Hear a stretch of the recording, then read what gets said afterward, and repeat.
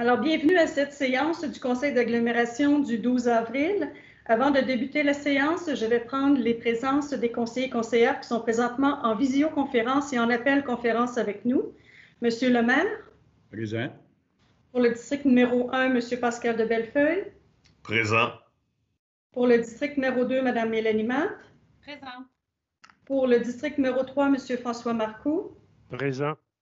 Pour le district numéro 4, M. Danny Stewart, il est absent. Pour le district numéro 5, M. Joël Charbonneau. Présent. Pour le district numéro 6, Mme Sylvie Vaillancourt. Présente. District numéro 7, M. Pierre Labonté. Présent. Pour le district numéro 8, Mme Roxane Lacasse. Présente. Et pour Lac-Tremblant-Nord, Mme Kimberly Mayer. Présente. Si vous me permettez, Mme la greffière, je veux juste souligner l'absence de Danny. Si Danny n'est pas présent présentement, c'est qu'il vit un deuil. Donc, on lui offre toutes nos sympathies. Merci. Merci. Le quorum étant constaté, la séance est ouverte. Nous allons adopter l'ordre du jour. Il est proposé et résolu d'adopter l'ordre du jour proposé avec dispense de lecture. Première période de questions. Alors, nous ne pouvons pas prendre vos questions séance tenante. Cependant, la période de questions est modifiée par une procédure écrite. Alors, en effet, vous pouvez en tout temps nous écrire et nous faire part de vos questions et vos commentaires, soit par le formulaire en ligne, soit par courriel ou en appelant au 819-425-8614 au poste 2315. Les questions et les commentaires ainsi que les réponses seront publiés sur le site Internet de la Ville. Les procès-verbaux, alors 3.1, il est proposé et résolu d'adopter le procès-verbal de la séance ordinaire tenue le 8 mars 2021 tel que déposé. Madame la greffière, Oui. je veux juste féliciter Mme Rochon qui va assumer la responsable de la greffe de la Cour municipale. Vous savez, il y a beaucoup de mouvements en greffe, vous êtes bien placé pour le savoir, suite au départ qui va avoir lieu au mois de juin de Mme Marie Lantier. C'est juste pour dire aux gens que on joue à chaise musicale, tout le monde va bouger, puis il va y avoir juste un poste qui va être remplacé. Donc, ce n'est pas des nouveaux postes. C'est des nouvelles attributions, si on veut, qu'on félicite Mme Rochon. Merci. Alors, 3.2, il est proposé et résolu d'adopter le procès-verbal de la séance extraordinaire tenue le 12 mars 2021 tel que déposé. Encore une fois, Mme la greffière, vu que c'est une séance extraordinaire, c'est pour ça que je tiens à dire mon petit mot. La Ville a décidé, le Conseil, de faire une suspension au niveau des intérêts et des pénalités pour les taxes qui vont être en retard en 2021. Fait que c'est pour toute l'année 2021. Suite à la COVID, on sait qu'il y en a qui ont de la misère, puis le Conseil a tenu compte de ça. Je vous remercie. Merci. 3.3, il est proposé et résolu d'adopter le procès-verbal de la séance extraordinaire tenue le 26 mars 2021. Alors, les règlements. Le premier 4.1, c'est un avis de motion pour le règlement A59-3, modifiant le règlement établissant la tarification applicable pour les biens et services et activités offerts par la Ville. Alors, ce projet de règlement vise à ajouter une tarification pour les accompagnateurs d'un détenteur de la carte accès Mont-Tremblant et à augmenter la tarification pour les personnes n'ayant pas de carte accès ou expérience Mont-Tremblant. Alors, j'ai besoin de quelqu'un pour donner l'avis de motion. Roxane donne l'avis de motion. Merci. Point 5, administration. 5.1, c'est le dépôt du rapport mensuel. Le Conseil prend acte du dépôt du rapport mensuel de la Direction générale sur l'exercice de la délégation depuis la dernière séance ordinaire du Conseil. 5.2, une nomination. Alors, considérant qu'un siège est vacant au sein de la fiducie du domaine Saint-Bernard suite à la démission de M. Guy Vincent, il est proposé et résolu de nommer Mme Florence Voyer à titre de fiduciaire du domaine Saint-Bernard pour une période de 2 ans, soit du 12 avril 2021 au 12 avril 2023. 5.3, mandat de service professionnel. Considérant que la Fraternité de policiers de la Ville de Mont-Tremblant a déposé un grief concernant le régime de retraite et considérant que l'expertise d'un actuaire est nécessaire, il est proposé et résolu de retenir les services professionnels de la firme Gravel 2 Avocats Inc. aux fins de mise à niveau du régime de retraite des policiers, de la conclusion des diverses ententes de transfert vers la Sûreté du Québec et du règlement du grief, en substitution à la firme Bélanger-Sauvé dans ce dernier cas. 6, ressources humaines. 6.1, c'est le dépôt de la liste des personnes engagées.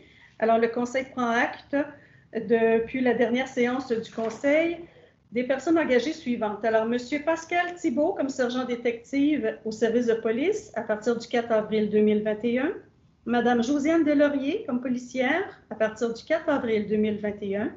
M. Julien Raymond, journalier chauffeur opérateur à partir du 6 avril. M. Jean-Laurence Thériault, à titre de lieutenant service sécurité incendie à partir du 30 mars. Et M. Dylan Adette, pompier, à partir du 30 mars aussi. 6.2, signature de la lettre d'entente. C'est la 01 POM. Alors, considérant les modalités de paiement de certaines présences de lieutenants à des rencontres d'officiers qui n'ont pas été rémunérés, ainsi que pour les modalités de calcul du temps supplémentaire pendant l'horaire estival des pompiers, qui travaillent aussi au service de travaux publics, il est proposé et résolu d'autoriser la signature de la lettre d'entente 2021-01 POM et de verser les sommes qui y sont prévues. 6.3, nomination de 2 répartitrices. Il est proposé et résolu d'entériner la décision du service des ressources humaines de nommer Mme Samantha Moore et Mme Véronique Gartin à titre de répartitrices préposées au MIP au service de police à un poste régulier permanent à compter du 12 avril 2021, selon les termes et conditions prévues à la Convention collective en vigueur.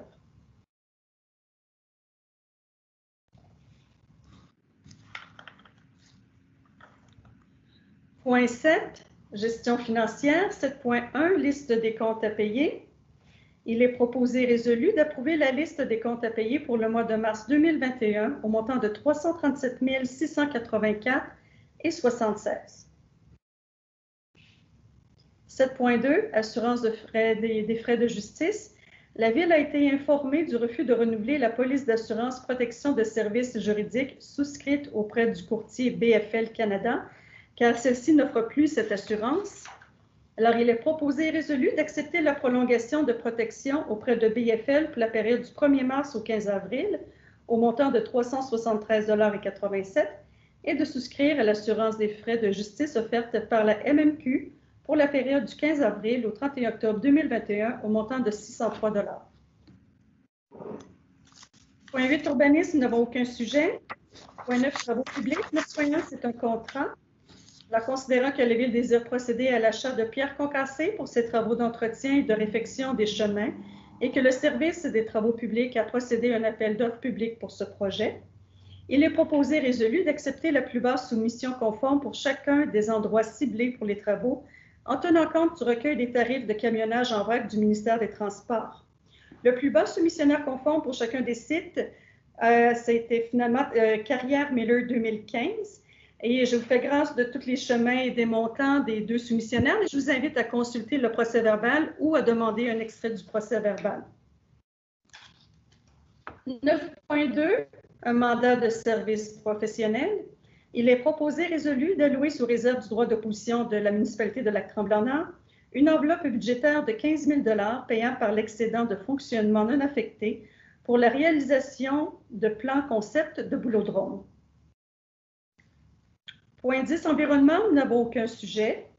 Point 11, 11.1, alors c'est un renouvellement d'une convention et une nomination.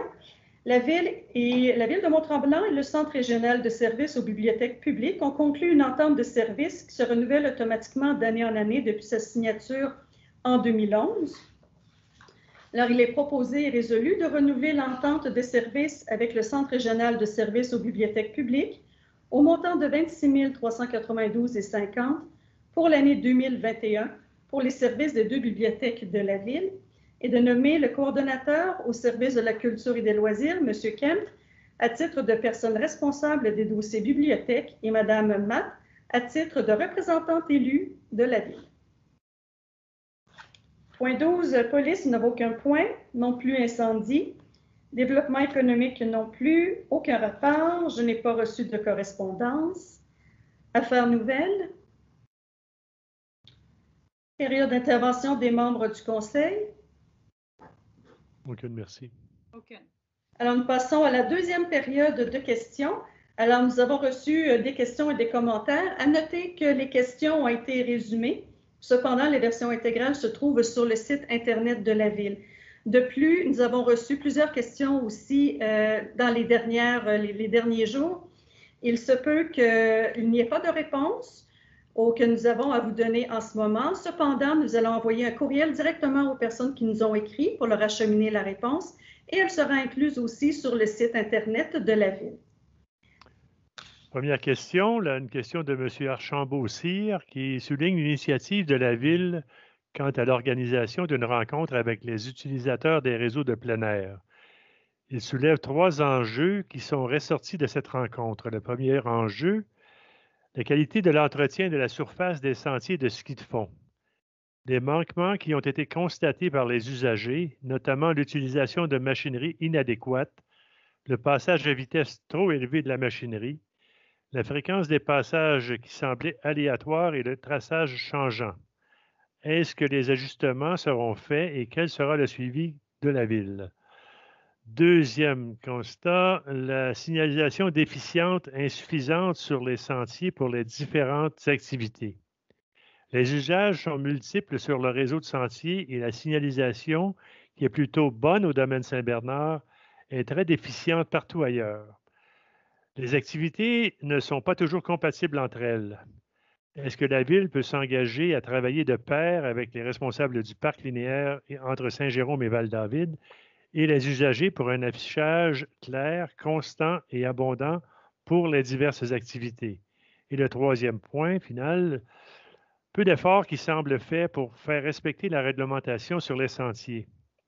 La présence de marcheurs et promeneurs de chiens est source de frustration.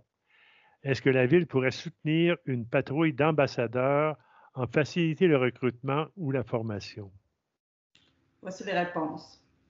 La Ville a mis sur pied les rencontres des citoyens usagers des sentiers en juin 2020 afin de rejoindre un plus grand nombre d'usagers et pour créer un lien direct entre ceux-ci et le service de la culture et des loisirs.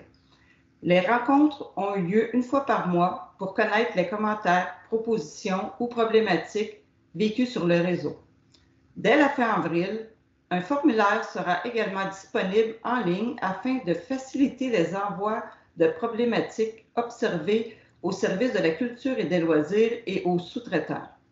Les enjeux soulevés lors de ces rencontres sont ensuite apportés aux rencontres mensuelles en comité avec les élus.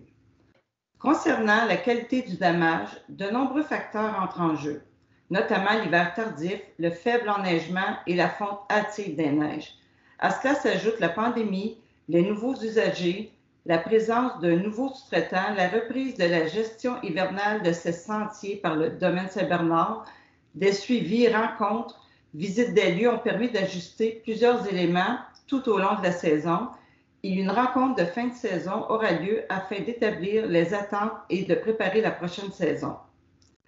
L'ensemble de la signalisation directionnelle et le danger est en processus de mise à jour. Une analyse et géolocalisation a été faite. Des ajustements tout au long de la saison hivernale ont eu lieu et d'autres sont à venir pour la prochaine saison hivernale. La configuration et le traçage de plusieurs sentiers sont à revoir dans l'ensemble du réseau afin de satisfaire les demandes des assurances plus exigeantes suivant la démocratisation du plein air, notamment augmentée par la pandémie de la dernière année. La Ville entretient un lien régulier avec plusieurs partenaires de la région et faisant la gestion des réseaux semblables aux nôtres afin de mettre en place les meilleures pratiques avec une certaine uniformité dans la région. L'ensemble des partenaires ont vécu la même problématique soulevée lors de la rencontre des usagers et tout au long de la saison, à savoir un non-respect des usages prescrits sur les sentiers par certains usagers. Les patrouilles de bénévoles demandent une organisation, une planification, une gestion, une identification, une formation, un engagement rigoureux de leur part et plusieurs n'offrent plus le tout par manque de bénévoles et par le fait que ces derniers étaient tannés de se faire manquer de respect lors de leur intervention. Pour le moment, nous visons sur une signalisation ajustée, une éducation, sensibilisation de nos usagers. Merci. Nous avons une seconde question de Mme Catherine Goulet-Paradis du Chemin de la Paix à Mont-Tremblant.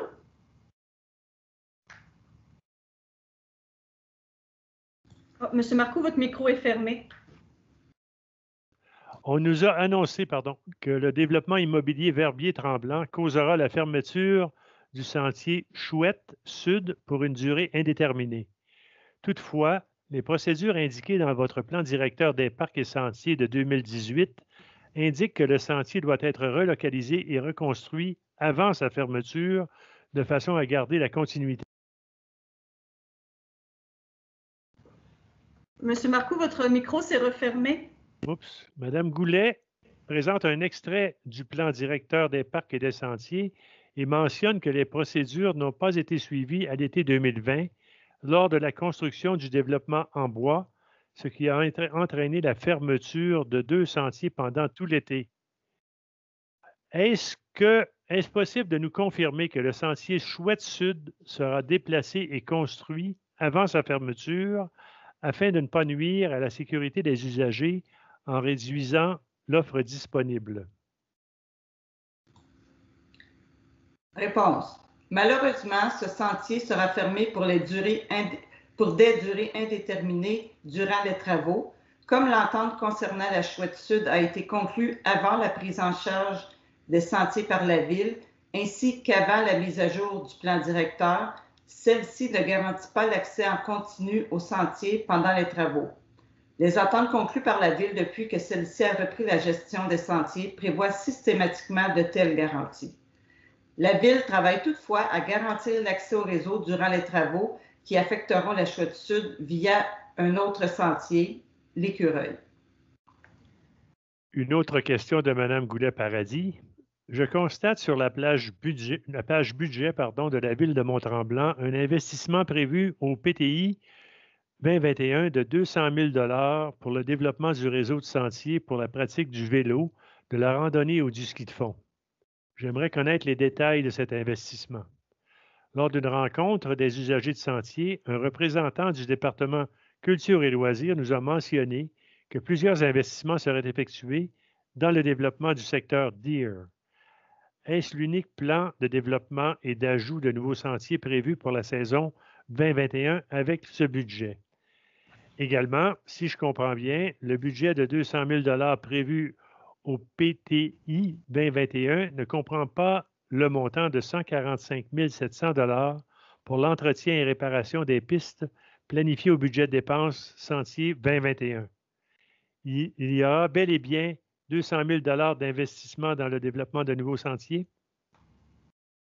Réponse. Effectivement, un appel d'offres sera lancé ce printemps pour la bonification du réseau dans le secteur d'Inn Mountain. Dans le cadre de cet appel d'offres, les soumissionnaires seront invités à proposer des aménagements qui seront évalués qualitativement par un comité de sélection auquel nous avons convié Vélo Mont-Tremblant pour y déléguer un représentant, un membre du comité d'usagers, choisi à la pige parmi les intéressés, participera également à la sélection.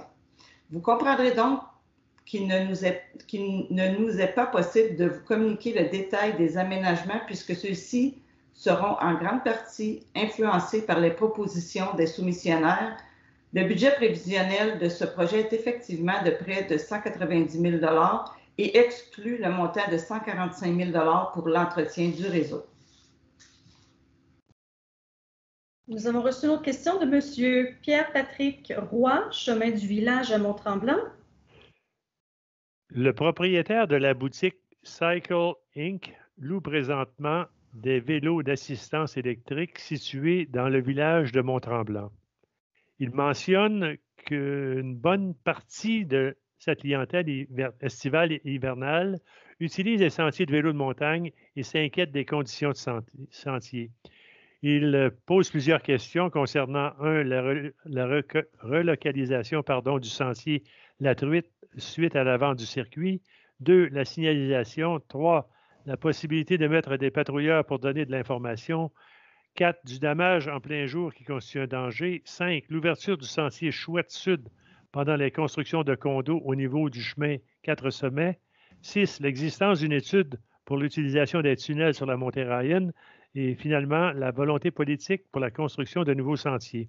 La réponse dans ce cas-ci sera à venir. Merci. Merci. Alors, ceci clôt la deuxième période de questions.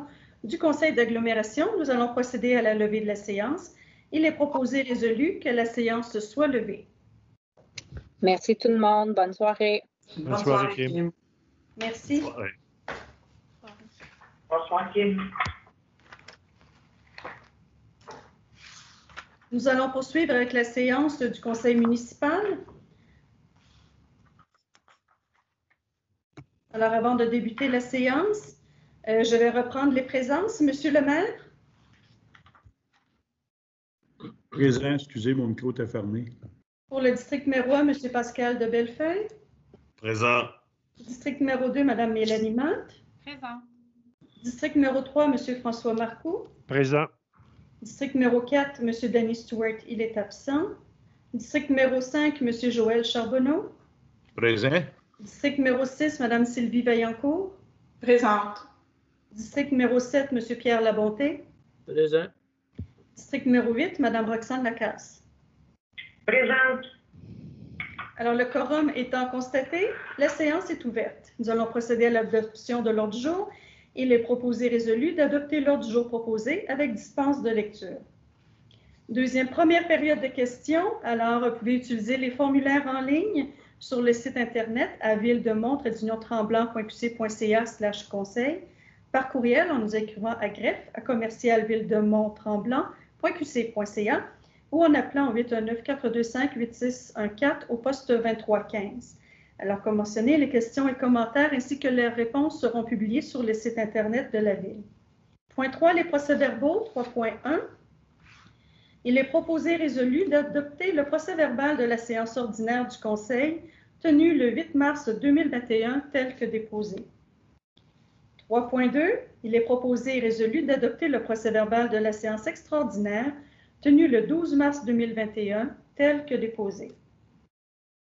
Et 3.3, il est proposé et résolu d'adopter le procès-verbal de la séance extraordinaire tenue le 26 mars 2021 tel que déposé.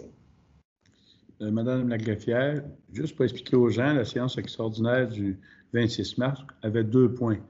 Le premier, c'est évidemment l'intérêt, la suspension de l'intérêt et des pénalités sur le compte de taxes au niveau de l'année 2021, ce qu'on parlait tantôt. Le deuxième, c'est une bonne nouvelle. C'est lors de cette séance extraordinaire, le Conseil, on a accordé un contrat d'installation d'un ascenseur à la salle de spectacle première scène. Il s'agit, moi, je pense, d'une amélioration très importante pour permettre aux personnes à mobilité réduite d'accéder plus facilement, plus sécuritairement aussi à la salle. Puis en plus de faciliter le travail, vous savez, de l'équipe technique lors du montage des scènes. Puis tout ça, bien, c'est payé par un programme de subvention qu'on appelle le programme TEC. Fait que c'est une bonne nouvelle. Notre salle de spectacle première scène va être dotée d'un ascenseur payé par une subvention au ministère. Fait que, merveilleux. Merci. Nous passons à la section des règlements. Alors, 4.1, c'est le règlement 100-33, pour lequel il y a eu une modification depuis l'adoption du projet de règlement qui consiste en la modification du plan d'affectation en annexe.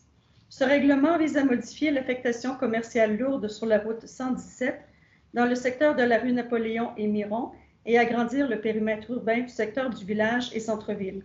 Alors, il est proposé et résolu d'adopter le règlement 2021-100-33, modifiant le règlement 2800 plan d'urbanisme relativement à l'affectation commerciale lourde. Les 2 prochaines résolutions concernent le règlement 2021-102-61 pour lequel nous avons tenu une période de réception de demandes de participation à un scrutin référendaire qui était du 17 mars au 1er avril et nous avons reçu des demandes en nombre suffisant, ce qui fait en sorte que nous allons scinder le règlement en 2. Alors le premier, 4.2, c'est pour le règlement 102-61-1.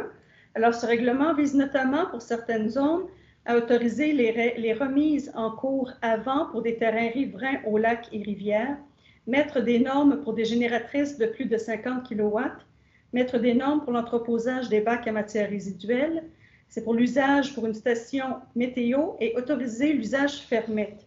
Alors, il n'y a eu aucun changement entre le second projet de règlement et le règlement soumis pour adoption, hormis le retrait des dispositions ayant fait l'objet d'une demande valide concernant la zone TO 822. Un avis de motion a dûment été donné par Mme Lacasse au mois de mars 2021 et un projet de règlement a été adopté en janvier dernier. Alors, il est proposé et résolu d'adopter le règlement 2021-102-61-1, modifiant le règlement concernant le zonage relativement à diverses dispositions. 4.3, alors c'est la deuxième branche du règlement, c'est le 102-61-2. Alors, ce règlement vise à ne plus permettre la résidence de tourisme dans la zone TO 822, qui est le secteur Nansen House. Alors, un avis de motion avait dûment été donné au mois de mars par Mme Lacasse. Un projet de règlement avait été adopté en janvier.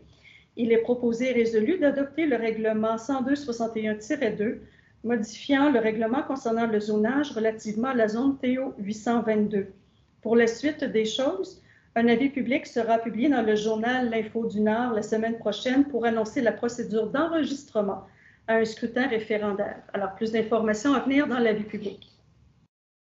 4.4, c'est pour le règlement 104-10 concernant la construction relativement à l'article concernant les soupapes de retenue. Il n'y a eu aucune modification entre le projet de règlement. Il est proposé et résolu d'adopter le règlement 104-10 modifiant le règlement concernant la construction relativement à l'article concernant les soupapes de retenue.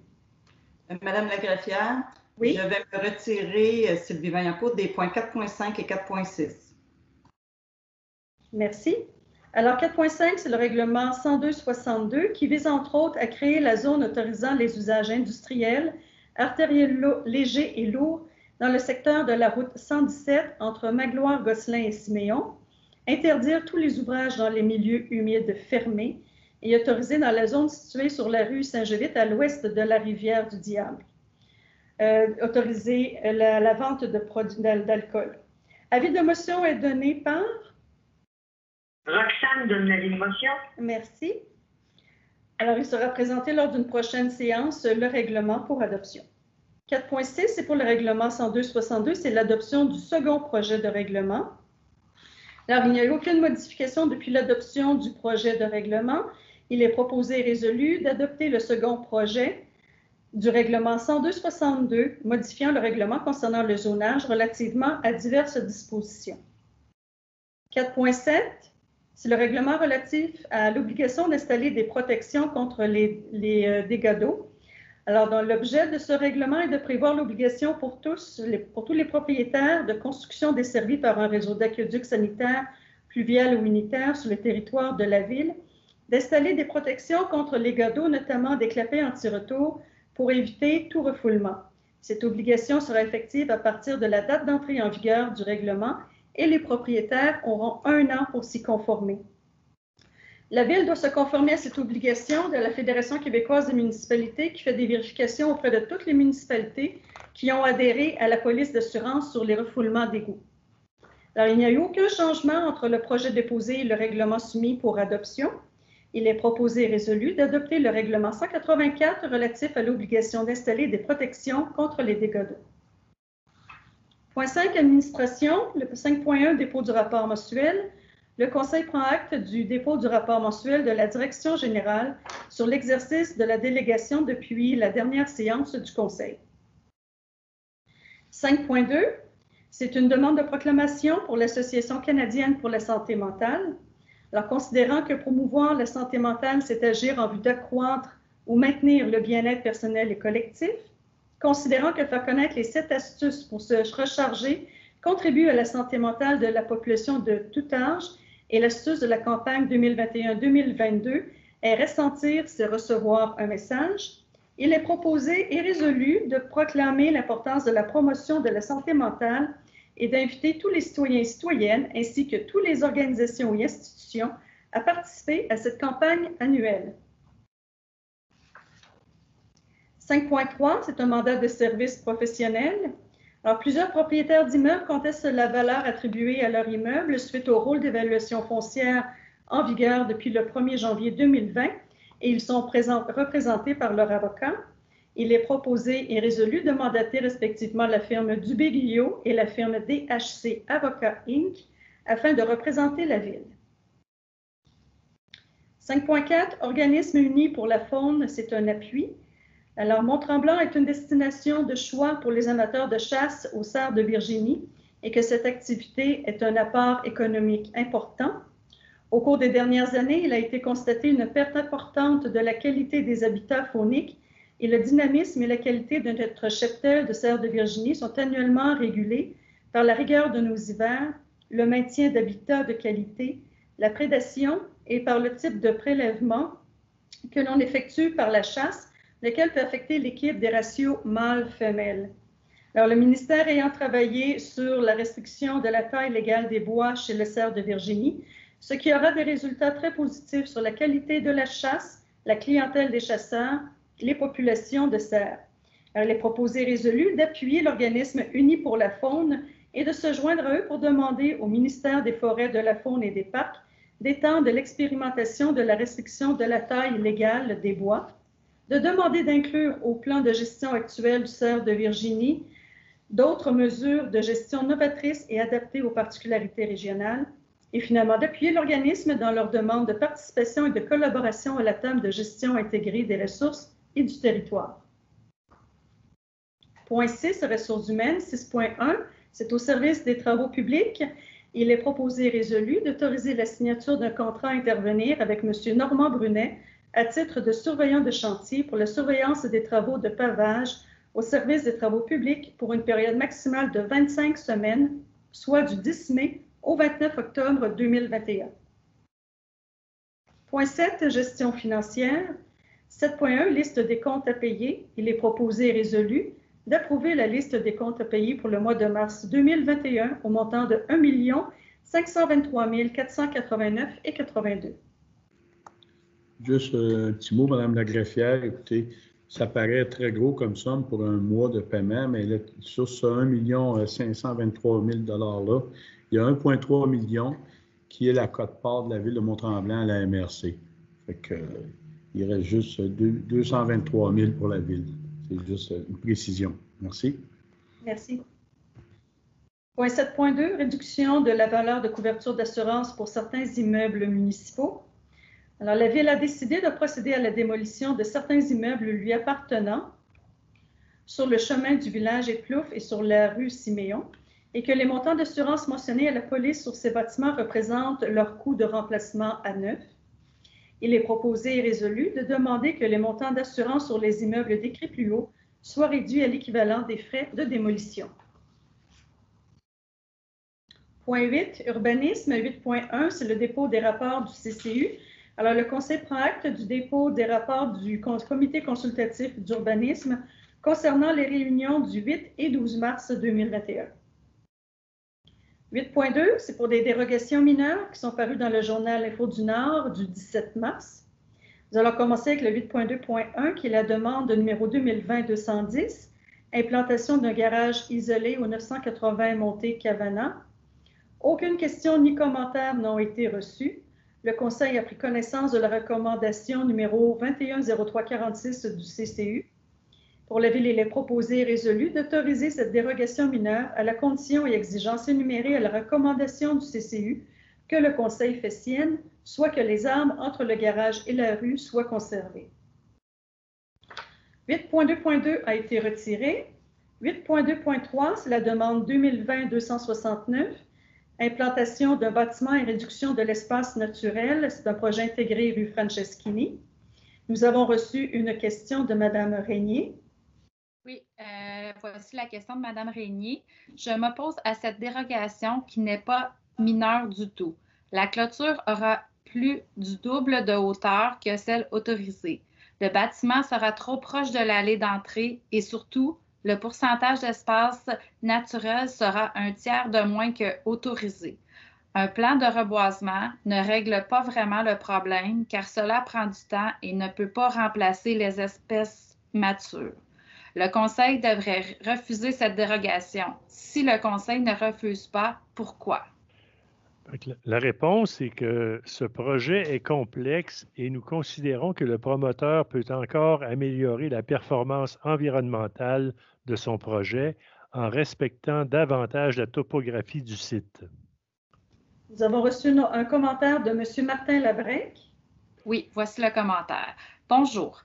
Relativement à la demande mentionnée en rubrique, j'aimerais souligner la beauté de l'environnement et surtout du point de vue lorsque nous empruntons à pied ou en voiture le chemin du lac Tremblant-Nord à la hauteur de la propriété Franceschini.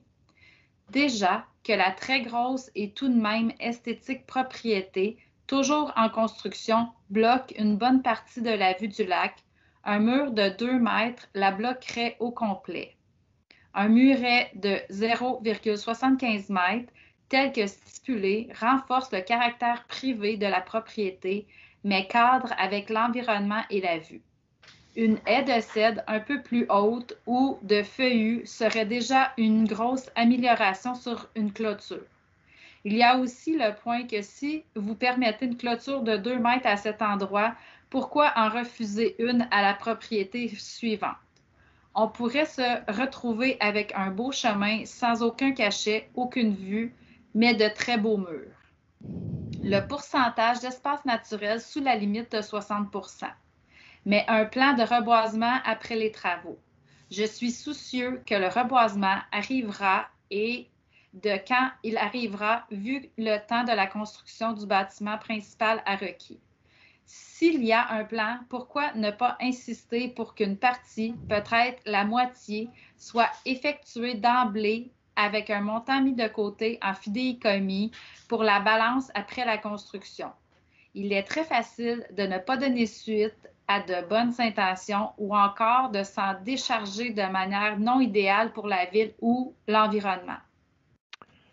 Alors, la réponse, le Conseil est conscient de vos préoccupations et souhaite que le promoteur puisse améliorer son projet en fonction des objectifs de la Ville. Le Conseil a pris connaissance de la recommandation du CCU portant le numéro CCU 21-03-048. Merci. Oui. Alors, pour la Ville, il est proposé et résolu de refuser ces dérogations mineures compte tenu du refus de la demande du PIA numéro 155, le projet ne respectant pas les critères du PIA et les contraintes naturelles du terrain. 8.2.4, c'est pour la demande numéro 2021-114, implantation d'un abri d'auto-isolé au 176 chemin de Courchevel. Aucune question ou commentaire n'ont été reçus. Le Conseil a pris connaissance de la recommandation numéro 21-0350 du CCU. Il est proposé et résolu d'autoriser ces dérogations mineures. 8.2.5, c'est pour la demande 2021-115, régularisation, implantation d'équipements en cours avant au 180 chemin Ovila. Aucune question et commentaire n'ont été reçus. Le Conseil a pris connaissance de la recommandation numéro 2021-0351 du CCU. Pour la Ville, il est proposé et résolu d'autoriser ces dérogations mineures. 8.2.6, la demande 2021-116, augmentation de la superficie sur pilotis au 160 chemin du lac Lamoureux. Aucune question ni commentaire n'ont été reçus. Le Conseil a pris connaissance de la recommandation numéro 21-0352 du CCU. Pour la Ville, il est proposé et résolu d'autoriser cette dérogation mineure. 8.2.7, demande 2021-118, c'est un agrandissement au 104 chemin de lac Tremblant-Nord. Nous avons reçu des questions de nos citoyens. Alors, la première question vient de Mme Françoise Régnier. Absolument contre cette dérogation qui n'est pas mineure du tout. Les élus ne peuvent pas autoriser un espace naturel de 3 % au lieu de 80 %.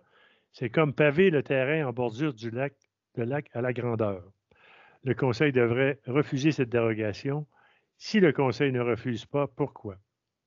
Alors, voici la réponse. Sur ce terrain déjà construit, il existe actuellement 3 % d'espace naturel. Le propriétaire propose un reboisement qui permettra d'atteindre 50 % après son agrandissement, incluant l'ajout d'une zone tampon en bordure du chemin. L'environnement y est donc gagnant. Nous avons reçu une seconde question de M. Martin Labrec. Relativement à la demande mentionnée en rubrique, cette propriété a déjà un garage indépendant qui est carrément sur le chemin du lac Tremblant-Nord, fort probablement déjà en contravention avec les règles. Je suis donc pas mal hésitant à doubler la mise en acceptant de laisser une zone tampon à 0 mètre. Les bandes minimums servent à garantir une quiétude, mais aussi à préserver l'ambiance et l'aspect local. Un agrandissement vers le haut serait-il accepté s'il contrevenait au règlement? C'est la même décision. Pour ce qui est de l'espace naturel à 3 vers le requis de 80 quelles sont les chances qu'il y ait suffisamment de reboisement pour atteindre 50 après les travaux? Est-ce même physiquement possible? La Ville devra veiller au reboisement coûte que coûte et stipuler ce qui doit être planté. Alors, voici la réponse. Ce projet est sur un terrain existant déjà dérogatoire avec très peu d'espace naturel. Accorder cette dérogation mineure en exigeant le reboisement du terrain jusqu'à 50 incluant le reboisement de la zone tampon en bordure du chemin, est un gain environnemental souhaitable et un bon compromis pour ce propriétaire.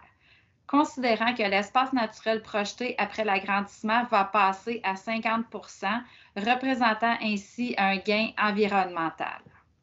Alors, considérant que le Conseil a pris connaissance de la recommandation 2103-53 du CCU, pour la Ville, il est proposé et résolu d'autoriser en partie ces dérogations mineures, soit d'accepter le pourcentage d'espace naturel de 3 à la condition que l'espace naturel projeté soit minimalement de 50 et le pourcentage du rapport bâti-terrain de 17,1 tout conditionnement au dépôt d'un plan de renaturalisation exécuté de manière professionnelle avant la délivrance du permis. Et la seconde partie, de refuser l'absence d'aménagement d'une zone tampon d'une profondeur minimale de 6 mètres requise entre le terrain et le chemin de lac Tremblant-Nord, compte tenu du manque de préjudice qui serait causé par cette exigence. 8.2.8, alors c'est la demande 2021-119, orientation du bâtiment sur la rue Cadieux, boulevard Dr Gervais. Alors, nous n'avons reçu aucune question ni commentaire. Le Conseil a pris connaissance de la recommandation du CCU portant le numéro 2103-55. Il est proposé et résolu pour la Ville de reporter cette dérogation mineure à une séance ultérieure. 8.2.9, c'est la demande... Je m'excuse, Madame la greffière, je me retire des décisions et des discussions sur cette demande. Même chose pour moi, Madame la greffière. Je me suis retiré des conversations et des décisions. Merci. Merci. Alors, c'est pour la construction de logements accessoires au-dessus d'un garage isolé au 80 chemin du Bouton d'Or. Nous avons reçu une question de Madame Françoise Régnier. Voilà la question. Le terrain est 3 fois plus petit que le minimum requis. Ce n'est pas mineur. C'est situé dans le secteur du lac Masquinongé. Il ne faut pas augmenter la densité dans ce secteur déjà fragilisé. Le Conseil devrait refuser cette dérogation. Si le Conseil ne refuse pas, pourquoi? La réponse. Le logement prévu au-dessus d'un garage isolé qui peut être construit en conformité avec la réglementation présentement en vigueur. Il n'y aura donc pas d'impact environnemental dû à l'aménagement de ce logement. Ce logement servira pour un parent des propriétaires. Merci. Alors, le Conseil a pris connaissance de la recommandation 2103-57 du CCU. Pour la Ville, il est proposé et résolu d'accepter ces dérogations mineures. Madame la greffière, je voudrais exprimer ma dissidence à cette dérogation, à la décision du Conseil. Merci. Merci, c'est noté. 8.2.10, c'est la demande 2021-122, diminution de la superficie et profondeur d'un lot sur le chemin des Trois Chênes. Alors, nous avons reçu une question de Madame Régnier. La question est la suivante. Ce chemin est en bordure du lac Fortier dans un secteur qui, comme tous les bords de lac, doit être protégé. La dérogation n'est pas mineure puisqu'il s'agirait d'un lot plus de 2 fois plus petit et très peu profond. Le Conseil devrait refuser cette dérogation. Si le Conseil ne refuse pas, pourquoi? Voici la réponse. Le Conseil partage vos préoccupations pour cette demande. Alors, le Conseil a pris connaissance de la recommandation numéro 2103-58 du CCU. Pour la Ville, il est proposé et résolu de refuser ces dérogations mineures, compte tenu que la demande de dérogation concernant la superficie est considérée comme une demande majeure puisque le terrain n'atteint pas la moitié de la superficie exigée, que le propriétaire pourrait acquérir une partie du terrain voisin afin d'être conforme à la réglementation, et qu'il est d'autant plus important que le terrain respecte davantage la réglementation afin de protéger l'environnement, étant donné que le terrain est situé en deuxième couronne du lac Fortier. 8.2.11. Je m'excuse, Madame la greffière. Je me suis retirée aussi de ces décisions et discussions par rapport à cette demande. Merci. 8.2.11, c'est demande de 2021-123, construction d'un garage isolé, abri totaux, terrain de sport, le 396 chemin des Marais. Alors, nous avons reçu une question de Mme Régnier. Oui, j'arrive, merci. Cette dérogation est majeure et devrait être refusée en bloc par le Conseil. La propriété est dans le secteur du lac Tremblant qui doit être protégée. Il faut arrêter de laisser construire des châteaux immenses et démesurés par rapport à l'environnement. La largeur projetée et la superficie projetée sont 2 fois plus que la norme. Il y a déjà un terrain de sport sur le terrain. Il ne faut pas autoriser un deuxième qui serait en plus sur le toit du garage avec des clôtures 2 fois plus hautes que permis et qui serait en plus opaque. Il faut autoriser aucune réduction de l'espace naturel dans le secteur des lacs. Le Conseil devrait refuser cette dérogation. Si le Conseil ne refuse pas, pourquoi? La réponse. Ce projet est complexe dans un endroit sensible de notre territoire. La Ville doit s'assurer que les objectifs de sa réglementation soient appliqués et c'est pourquoi nous sommes d'avis de refuser cette demande. Nous avons reçu un autre commentaire de M. Martin Labrinque. Par où commencer? Un garage hors norme avec un abri auto hors norme, assez gigantesque, avec un autre terrain de sport au-dessus, hors norme à plusieurs points de vue, avec une clôture de près de 8 mètres hors norme aux parois opaques. Devinez, aussi hors norme. Et l'espace naturel tombe à 66 % versus 80 % visé. Peut-être que le propriétaire n'a juste pas le bon terrain pour ses besoins. Dans ce cas-ci, je crains que l'addition de toutes ces dérogations en fasse une majeure. Pas si pire, la propriété est sur un terrain beaucoup plus vaste et non visible. Ici, il est situé entre le lac et le chemin des Marais. Il est difficile de comprendre comment le projet dans son ensemble va cadrer avec l'environnement et ce que les règlements tentent de protéger. La réponse? Le Conseil a aussi des préoccupations pour cette demande. Alors, le Conseil a pris connaissance de la recommandation portant le numéro 210359. Pour la Ville, il est proposé et résolu de refuser ces dérogations mineures, compte tenu que les membres du Conseil estiment que l'application du règlement ne cause pas de préjudice sérieux au propriétaire et que ce dernier ne l'a pas suffisamment démontré, soit une démonstration exigée par l'article 145.4 de la Loi sur l'aménagement et l'urbanisme. Et les membres du Conseil ne désirent pas créer un précédent en acceptant cette demande. 8.2.12, c'est la demande 2021-130, réduction de l'espace naturel pour le chemin de l'Ermite. Nous avons reçu une question de Mme Françoise Régnier. Voici la question. Le chemin de l'Ermite est très proche du lac Tremblant. Il y a déjà une forte densité dans le secteur et il faut arrêter la densification. Le propriétaire devra se contenter d'une plus petite maison. Le Conseil devrait refuser cette dérogation. Si le Conseil ne refuse pas, pourquoi? Alors, voici la réponse. Le propriétaire propose dans sa demande un projet de reboisement où l'espace naturel à la fin des travaux sera conforme à la réglementation. Ce reboisement inclut la renaturalisation de l'emplacement de l'ancienne maison qui était en rive. Au final, la nouvelle maison respectera la distance du lac et le pourcentage d'espace naturel exigé. Ce projet permettra à l'ultime un gain environnemental appréciable pour le lac. Alors, le Conseil a pris connaissance de la recommandation numéro 210360 du CCU. Pour la Ville, il est proposé et résolu d'autoriser cette dérogation mineure aux conditions énumérées à la recommandation du CCU que le Conseil fait sienne, soit la délimitation de l'espace naturel par un arpenteur géomètre sur le terrain et par l'installation d'une clôture temporaire de chantier avant le début de la construction, ainsi qu'à la condition suivante, soit le dépôt d'un plan de renaturalisation exécuté de manière professionnelle avant la délivrance du permis. Ceci termine les dérogations mineures. Nous passons au PIA.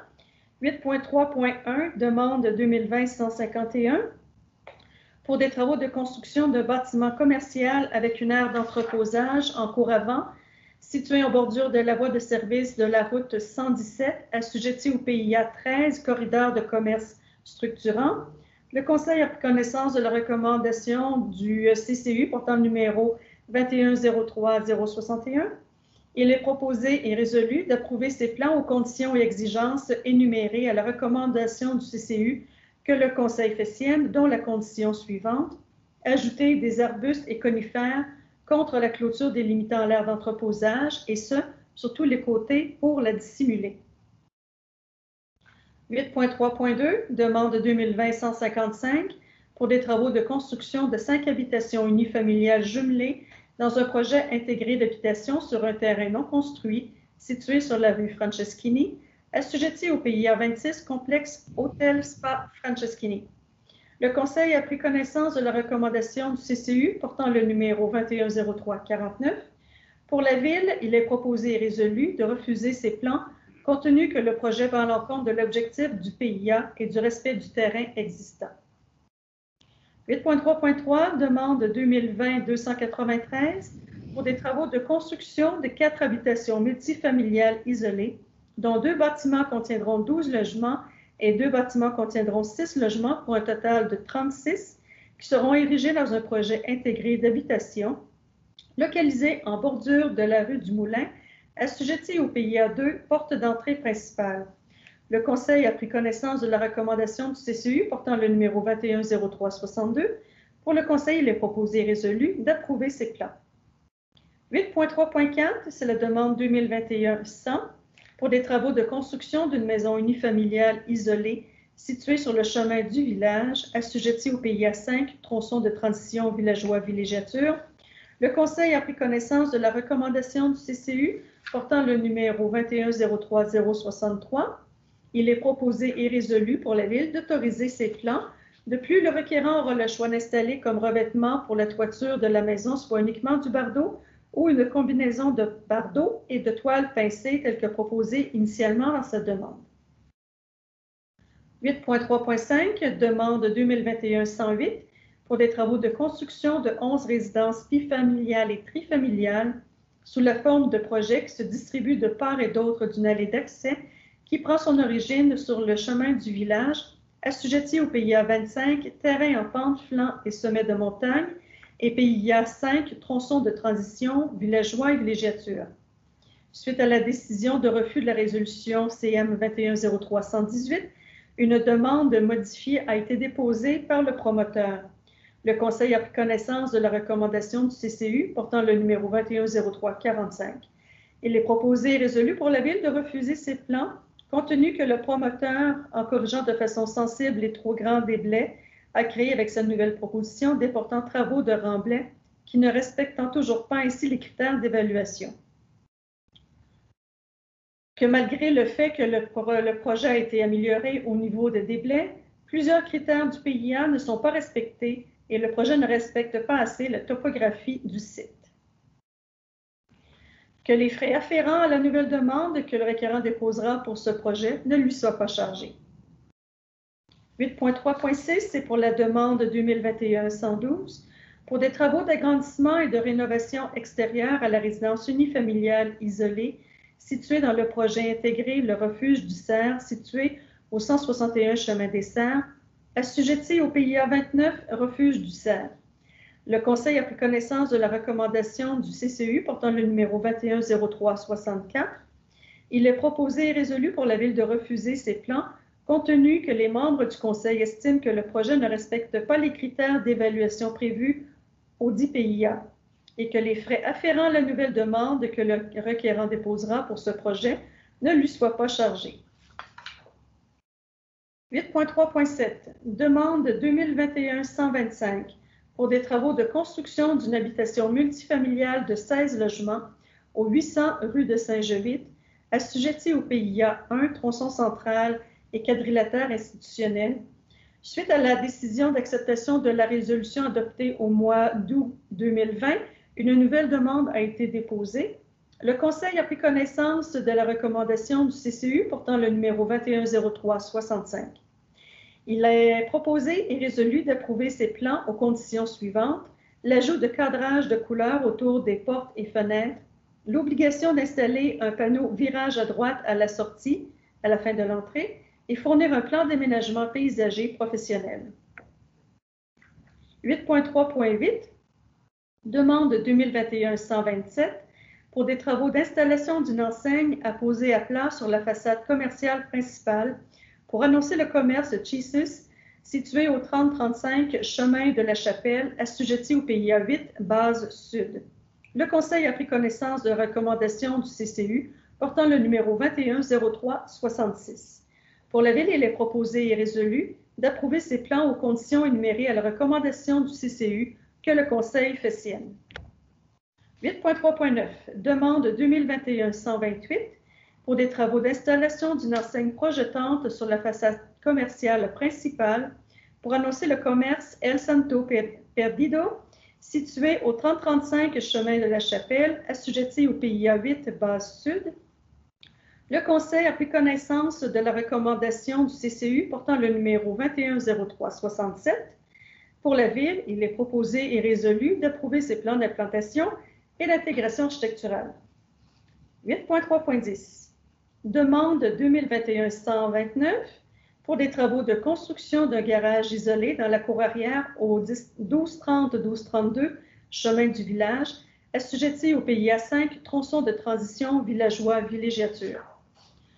Le Conseil a pris connaissance de la recommandation du CCU portant le numéro 2103-68. Pour la Ville, il est proposé et résolu d'approuver ces plans. 8.3.11, c'est la demande 2021-134 pour des travaux d'agrandissement du bâtiment principal situé au 104 chemin du lac Tremblant-Nord, assujetti au PIA 6 Rivière-Cachée. Le Conseil a pris connaissance de la recommandation du CCU portant le numéro 2103-54.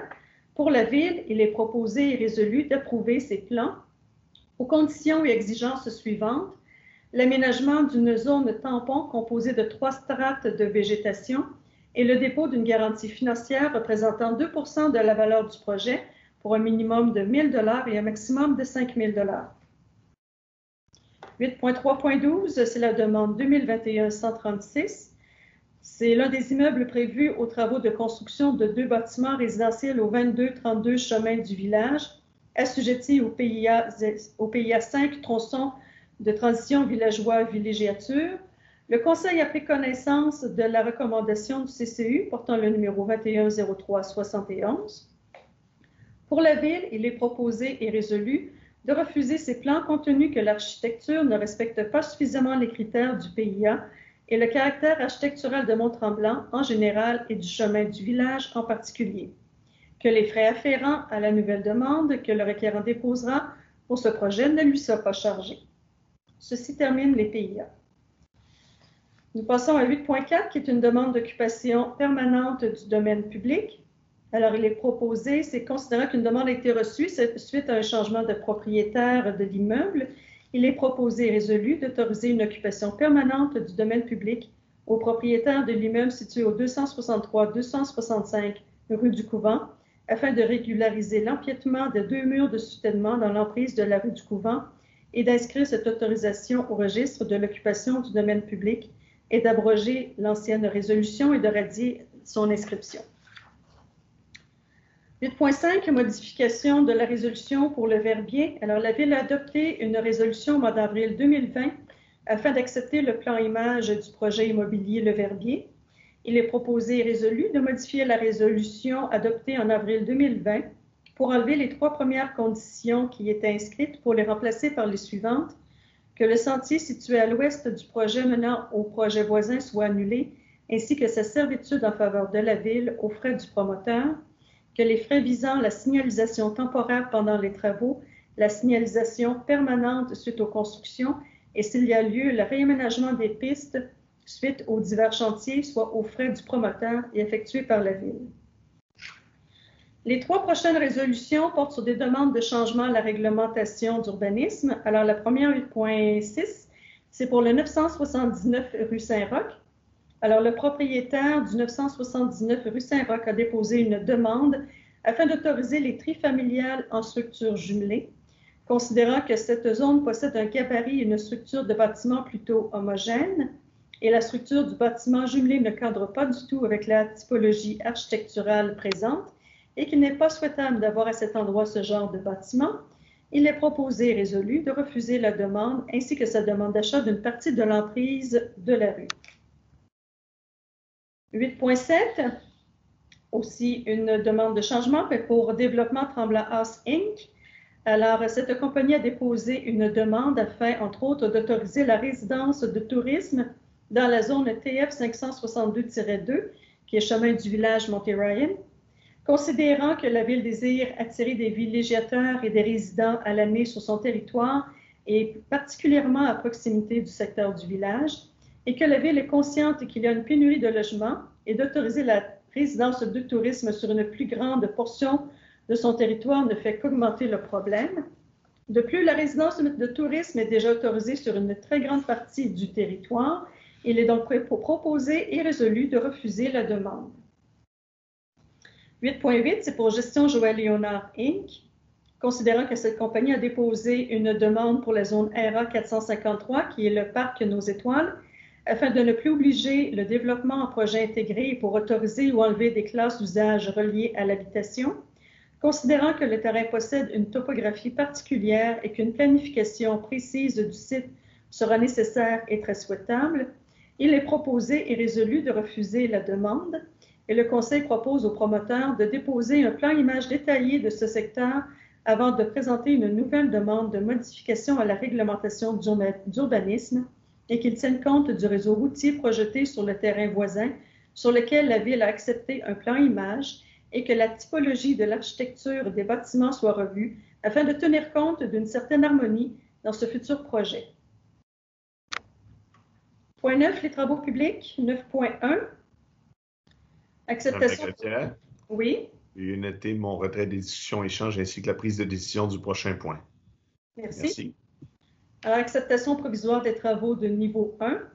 Considérant l'entente signée avec Construction Tremblant Inc. en vertu du règlement sur les ententes relatives aux travaux municipaux pour le prolongement du réseau d'aqueduc pour le projet de développement Bois-Châtel 3 qui est adjacent à l'allée Royale, secteur du Golfe-Lemaître, il est proposé et résolu de procéder à son acceptation provisoire des travaux de niveau 1.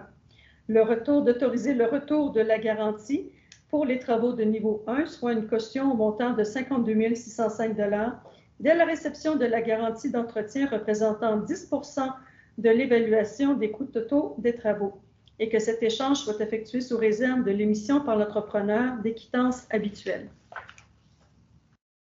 9.2, c'est une requête pour la réalisation de travaux municipaux. En mars 2020, la Ville procédait à l'acceptation d'une première requête pour la réalisation de travaux municipaux pour la réfection d'une partie du chemin des 4 sommets et considérant qu'une période de 12 mois s'était écoulée sans que les travaux municipaux ne soient débutés pour ce projet et qu'une nouvelle requête a été déposée en février dernier, il est proposé et résolu d'accepter la nouvelle requête déposée par Station Mont-Tremblant pour effectuer les travaux de réfection d'une partie du chemin des 4 sommets, conformément au règlement sur les ententes relatives aux travaux municipaux. 9.3 est une autorisation de dépenses. Il est proposé et résolu d'octroyer un budget au montant de 25 000 $ pour l'enlèvement et la disposition des sédiments accumulés à l'intérieur du marais filtrant du lac Mercier et dont les dépenses seront payables par l'excédent de fonctionnement non affecté. 9.4, autorisation de dépenses. Il est proposé et résolu d'octroyer un budget au montant de 9 000 $ afin d'effectuer les travaux de remplacement des actuateurs de vannes de recirculation d'égouts à l'usine d'épuration du secteur centre-ville et dont les dépenses seront payables par la réserve d'égouts secteur centre-ville. 9.5, aménagement de locaux complexes aquatiques. Ça se peut des travaux d'aménagement des locaux pour les besoins du service de culture et des loisirs ont été réalisés par GEXEL et que des travaux non prévus au document d'appel d'offres ont été réalisés. Il est proposé et résolu de procéder à l'acceptation des travaux supplémentaires pour un montant total de 1 297 $, de procéder à l'acceptation finale des travaux d'aménagement de locaux et de verser la somme de 6 016,05 $ correspondant à la retenue contractuelle résiduelle de 5 %, que ces paiements soient effectués sous réserve de l'émission par l'entrepreneur des quittances finales habituelles. 9.6, c'est un contrat. Alors, la Ville désire faire procéder à la cueillette, au transport et à la disposition ou la revalorisation des boues ainsi que des déchets des eaux usées pour la période du 1er avril 2021 au 31 mars 2024 et que le service des travaux publics a procédé à un appel d'offres public pour ce projet, que les résultats sont les suivants. Environnement Viridis Inc. a soumissionné au montant de 324 825,64 $ et la compagnie à numéro, plus communément appelée Pursum, au montant de 334 040 $. Il est proposé et résolu d'octroyer le contrat à Environnement Viridis Inc., le tout conformément au document d'appel d'offres et réparti comme suit. Alors, pour la période 2021-2022, au montant de 104 058 $, avec option de renouvellement pour les périodes 2022-2023 au montant de 108 220,32 $ et pour la période 2023 à 2024 au montant de 112 547,32 $, ce qui totalise la somme soumissionnée. C'est 34, excusez, Mme la greffière. Ben, je pense que c'est 24. Il y a une erreur de frappe. 9.7, c'est un renouvellement de mandat. En 2018, la Ville a accordé le mandat d'opération et d'entretien du complexe aquatique à l'entreprise Groupe de Missa Inc., se terminant le 7 septembre 2021 avec possibilité de renouvellement pour une période additionnelle de 2 ans. Considérant que la Ville souhaite modifier le contrat existant en remplaçant la possibilité de prolongement du contrat pour 2 périodes additionnelles d'1 an au lieu d'une période fixe de 2 ans, et que Vivection Inc. est en accord avec la modification proposée, il est proposé et résolu de prolonger le contrat avec Vivection Inc. pour les services d'opération et d'entretien du complexe aquatique ainsi que des services de sauveteur-plage à la plage municipale du Lac-Mercier pour une période d'1 an, soit du 8 septembre 2021 au 10 septembre 2022 inclusivement, au montant de 986 530 $. Et toutes les autres clauses du contrat demeurent inchangées. 9.8, autorisation des dépenses. Il est proposé et résolu d'autoriser la dépense au montant de 3 711,58 $, payable par la réserve d'aqueduc du secteur village pour les travaux de remplacement d'un clapet anti-retour à la station de pompage base sud. 9.9, requête pour la réalisation de travaux municipaux. Une requête pour la réalisation de travaux municipaux a été déposée par l'immobilière Canadian Tire Limited pour le prolongement du réseau d'aqueduc permettant de desservir un projet de développement commercial adjacent à la montée Cavana. Il est proposé et résolu d'accepter la requête déposée conformément au règlement sur les ententes relatives aux travaux municipaux et que la Ville s'engage à opérer le réseau d'aqueduc dès l'acceptation provisoire des travaux et à municipaliser le réseau d'aqueduc suivant les conditions et modalités incluses à l'entente relative aux travaux municipaux. 9.10, il est proposé et résolu d'autoriser une dépense au montant de 5 517,82 $, payant par l'excédent de fonctionnement non affecté pour l'ajout d'un luminaire décoratif supplémentaire sur la rue Charbonneau. 9.11, une acceptation provisoire des travaux. Il est proposé et résolu de procéder à l'acceptation provisoire des travaux niveau 1 pour le prolongement des réseaux d'aqueduc et d'égouts sanitaires pour le projet de développement via Tremblant phase 2, secteur de l'allée de la Sérénité, de soustraire à la municipalisation éventuelle le réseau d'égouts sanitaires, la section du réseau desservant la rue C du présent projet, vu qu'il n'a pas été aménagé conformément au plan sans qu'un avis de changement n'ait été déposé pour approbation de la Ville, et d'autoriser le retour de la garantie pour les travaux de niveau 1, soit une lettre de garantie bancaire, dès la réception de la garantie d'entretien au montant de 60 661,50 $, et que cet échange soit effectué sous réserve de l'émission par l'entrepreneur des quittances habituelles. 9.12, c'est un mandat de service professionnel. Le syndicat de copropriété du domaine immobilier Cap-Tremblant a formulé une demande à la Ville afin qu'un règlement d'emprunt sectoriel soit adopté dans le but d'effectuer la mise à niveau des infrastructures du projet ce qui permettrait leur municipalisation. Et afin d'établir la nature exacte des travaux à effectuer, des plans et des devis doivent être préparés. Suite à une demande de soumission auprès de 3 firmes d'ingénieurs, la Ville n'a reçu qu'une seule soumission. Il est proposé et résolu d'accorder le mandat à la firme FNX Innov Inc. au montant de 64 500 $ payable par le syndicat des copropriétaires de Cap-Tremblant et que la Ville rembourse le montant des honoraires au syndicat dans l'éventualité où un règlement d'emprunt sectoriel entrerait en vigueur, et ce, jusqu'à concurrence de 5 % du montant du règlement d'emprunt. Point 10, environnement. 10.1, c'est une demande d'intégration au service de collecte municipale. Il est proposé et résolu d'autoriser la collecte municipale des matières résiduelles pour le projet intégré de la rue du Moulin. C'est pour 42 unités d'occupation résidentielle et collecte par conteneur. 10.2, c'est un contrat.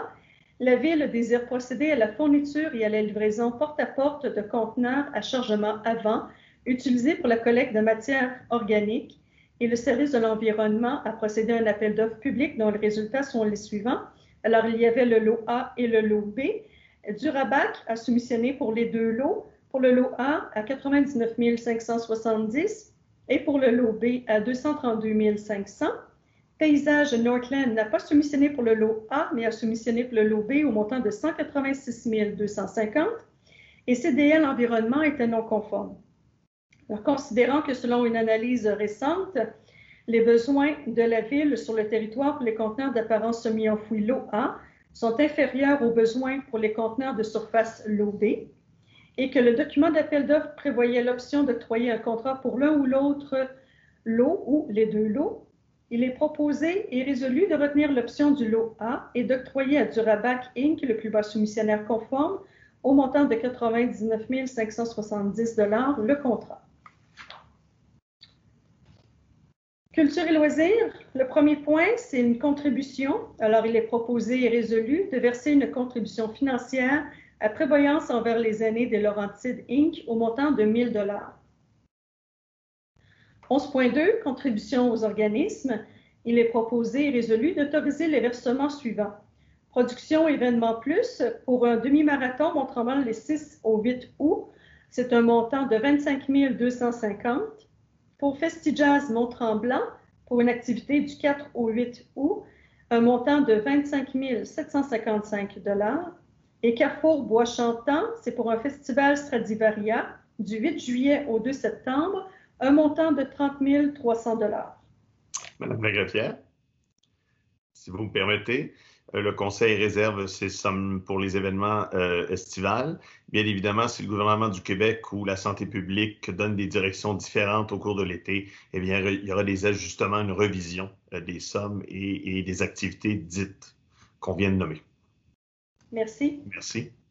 11.3, c'est des remboursements de frais d'inscription au baseball mineurs. Alors, il est proposé et résolu de rembourser les frais d'inscription pour l'année 2021 au baseball mineur à Sainte-Agathe-des-Monts aux citoyens qui en font la demande accompagnés des pièces justificatives.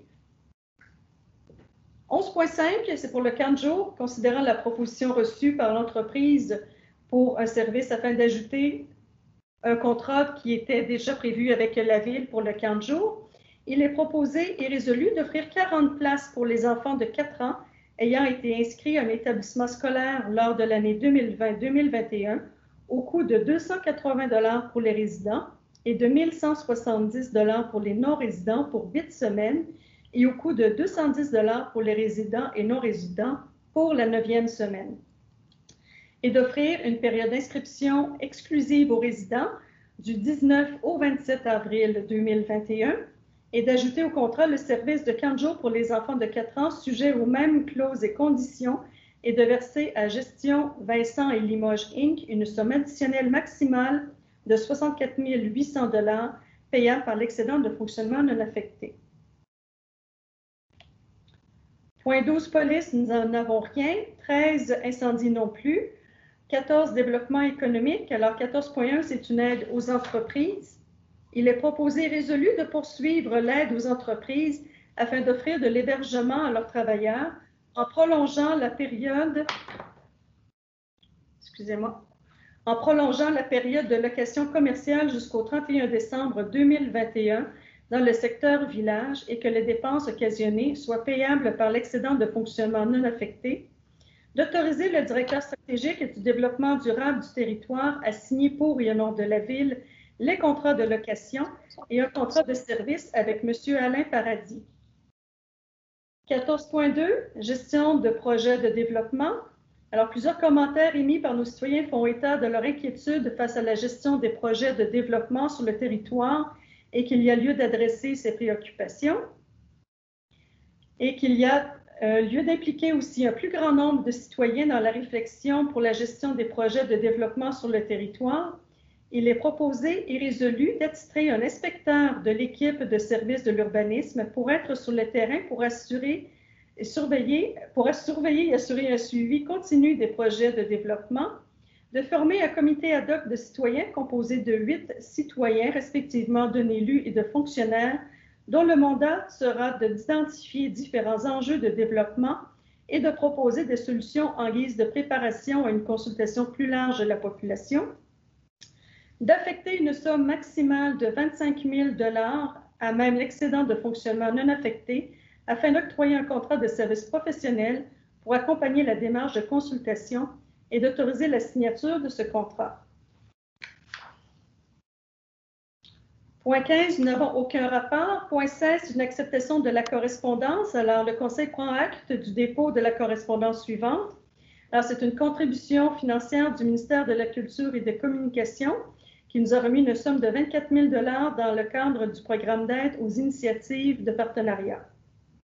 Point 17, affaires nouvelles. Nous n'avons rien. Nous arrivons à la période d'intervention des membres du Conseil. Monsieur Marcoux, je crois que vous avez une intervention.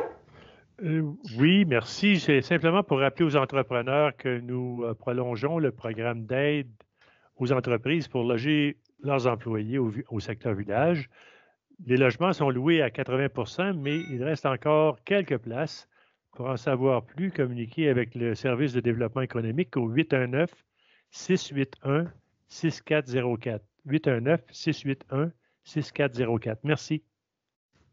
Madame Matt, je crois que vous avez une intervention aussi. Oui, les travaux de sécurisation des sentiers pour la saison estivale sont commencés. Plusieurs réparations et la mise à jour de notre signalisation sont au menu. Merci de respecter la fermeture pour éviter d'endommager les sentiers pendant la période de dégel et d'assèchement. On ne voudrait surtout pas devoir retarder le début de la saison pour réparer des dommages qui peuvent être évités. Consultez les conditions des sentiers à ville-de-mont-tremblant.qc.ca/sentier avant de vous aventurer sur le réseau. J'ai aussi un autre point à vous partager. La Ville a reçu un grand nombre de candidatures de grande qualité pour l'édition 2021 du marché d'été qui se déroulera sur le signe du renouveau, notamment grâce à une nouvelle image de marque. Le processus de sélection des marchands est en cours et le compte à rebours est commencé. Le 19 juin sera la première journée de marché de la saison qui se poursuivra tous les samedis de 9h à 13h au Vieux-Village. Merci.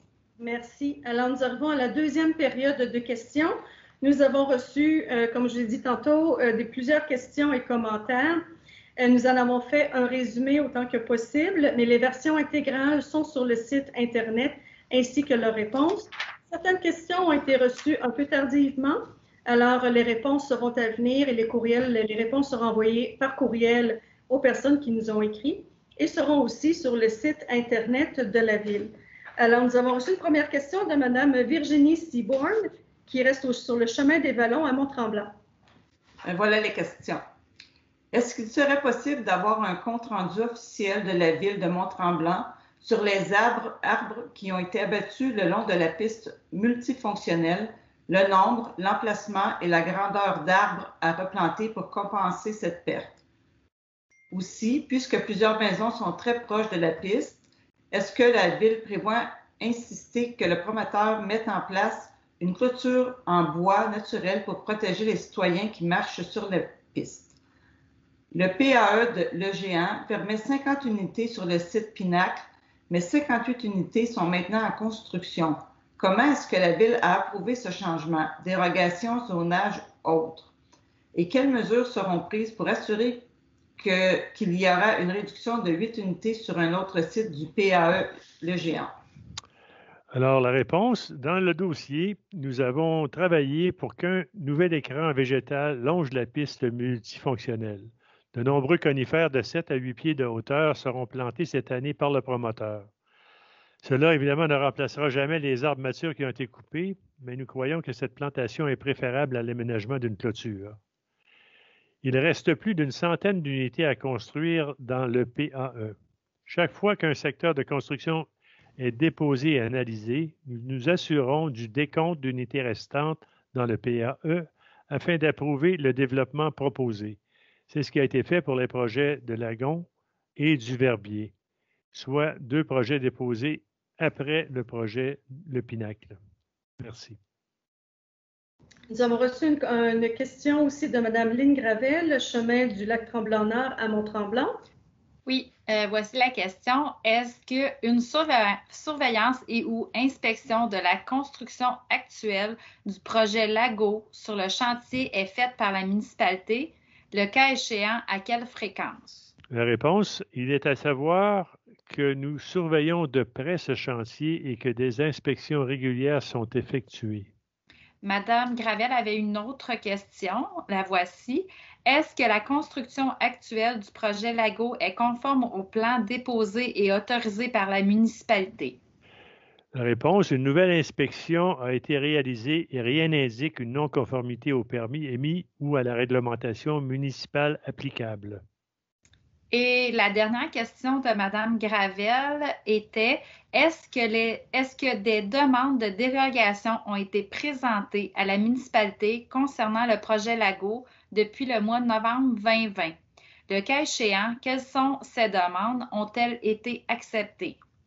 Il n'y a pas eu d'autres demandes de dérogation mineure depuis novembre dernier. Merci. Nous avons reçu aussi une question de M. Mathieu Langevin qui reste sur le chemin du village à Mont-Tremblant. Oui, je suis le propriétaire de l'auberge Manitonga située dans le village de Mont-Tremblant. Notre clientèle estivale dépend beaucoup des amateurs de plein air qui viennent dans la région pour profiter des sentiers à proximité, dont principalement les cyclistes de montagne. Suite à la vente du circuit Mont-Tremblant, le sentier La Truite sera-t-il relocalisé si des constructions ont lieu? Ce sentier constitue la seule entrée donnant accès au sentier de vélo de montagne dans le village. Merci. Voici la réponse. Il est trop tôt pour spéculer sur la vente du circuit Mont-Tremblant. Nos services étudient toutefois les impacts d'une transaction potentielle, notamment sur les sentiers. Notre analyse est en cours et n'est pas complétée à ce stade. Sachez toutefois que nous souhaitons maintenir un accès au réseau dans ce secteur. Nous avons reçu une question de M. Normand Lucier, rue du Pinoteau à Mont-Tremblant. Est-ce que le maire et le conseil peuvent nous confirmer que le zonage du BNT, tant sur le côté nord que sur le côté sud du chemin du village, ne sera pas modifié afin de préserver les activités de plage et de tennis sur le site et empêcher la construction de condos et de maisons? Est-ce que la montagne contrevient à ses engagements avec la ville en vendant des terrains à usage récréo-touristique? La réponse vous sera communiquée sous peu. Merci. Nous avons reçu une autre question de M. Isaac Garcia-Seaton de Toronto. Est-ce que le développeur du projet Lago a déposé quelconque demande pour changer le design, la conception du projet? Si oui, pouvez-vous, s'il vous plaît, confirmer les changements demandés? Ces changements ont-ils été approuvés par la Ville? Pouvez-vous, s'il vous plaît, confirmer les élévations du bâtiment 2 du projet Lago, niveau lac? Votre réponse sera communiquée sous peu. Nous avons reçu une question de M. Pierre Barabi de la rue du Pinoteau. Oui, la voici. Concernant le groupe Farran et le Pinacle, est-ce possible de confirmer le nombre de numéros civiques de semi-détachés que le développeur a déposé lors de sa demande originale de permis versus le nombre de semi-détachés qu'il a récemment obtenu le permis? La réponse sera communiquée sous peu. Et finalement, nous avons reçu une question de Mme Sylvie Lajeunesse, qui demeure sur la rue Lajeunesse à Mont-Tremblant. Oui. Se basant sur l'acte de vente enregistré le 26 janvier 2021, la compagnie 9431-0455 Québec Inc., représentée par Éric Lefebvre, a acheté, entre autres, les lots du parcours de golf La Bête et l'entreprise définie comme l'exploitation de La Bête Golf Club. Selon la clause 8.9 du contrat, un des lots est un terrain qui appartient à la ville de Mont-Tremblant. La propriété du lot, situé sur le 13e trou du golfe, a été, lors de la rénovation cadastrale en 2012, attribuée à la ville de Mont-Tremblant, car elle semble correspondre à une ancienne portion de voie publique. Par conséquent, le vendeur ne disposerait pas d'un titre clair sur le lot. Par conséquent, afin de clarifier le titre de l'acheteur sur le lot, l'acheteur devra procéder à l'acquisition de ce terrain de la ville de Mont-Tremblant. Ce processus nécessitera l'approbation du conseil municipal par l'adoption d'une résolution qui sortira le lot du domaine public et autorisera le transfert à l'acheteur. Voici la question de notre comité. Pouvez-vous, s'il vous plaît, nous décrire comment cette acquisition de terrain se fera? Quelle sera la méthode de calcul utilisée par la Ville de Mont-Tremblant pour établir le prix de vente aux développeurs? En sous-question, comment et quand les citoyens seront-ils avisés lorsque cette transaction sera en cours et ou qu'une demande de proposition d'achat aura été faite par le ou les acheteurs potentiels? Quelle opportunité sera donnée aux citoyens pour se faire entendre? Votre réponse, Madame Lejeunesse, vous parviendra sous peu. Alors, ceci termine la deuxième période de questions du conseil municipal. Je vais procéder à la levée de la séance. Il est proposé et résolu que la séance soit levée. Merci beaucoup tout le monde et passez une belle soirée. À vous aussi, merci. Merci. Merci. Merci. Bonsoir.